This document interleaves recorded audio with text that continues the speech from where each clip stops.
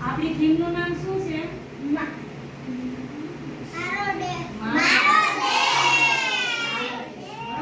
હવે આપણો દેશનું નામ ભારત છે. હવે આજે હું તમને રાષ્ટ્રધ્વજ રૂબરૂ બતાવી, બરોબર? હવે આનું છે આનું બીજું નામ શું છે? હવે તમે જો રાષ્ટ્રધ્વજમાં કેટલા રંગ છે? કયો કયો રંગ છે?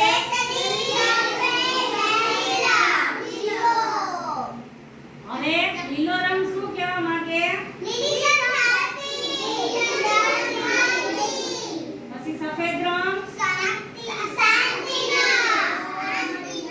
અને કેસરી રંગ. હવે જો તમે વચ્ચે વચ્ચે શું છે? એમાં કેટલા આરા છે? 24 આરા. આપણે શું કહેવા માંગે? હવે અશોક ચક્ર છે ને એમાં કેવો રંગ છે? જો જોઈએ. પછી આ રાષ્ટ્રધ્વજ છે એને મેં નીચે નથી મૂક્યો, એને મારા હાથમાં ઉપર રાખ્યો. એનું શું કારણ? એને નીચે રાખવાથી શું થાય?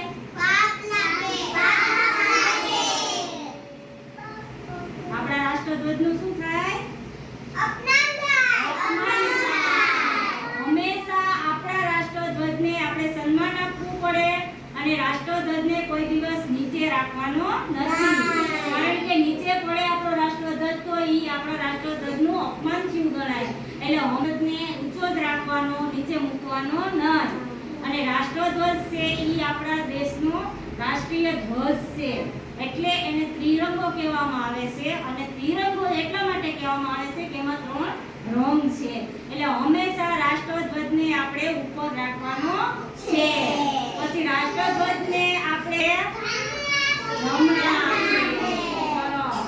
પછી આપણું રાષ્ટ્રગીત કયું છે?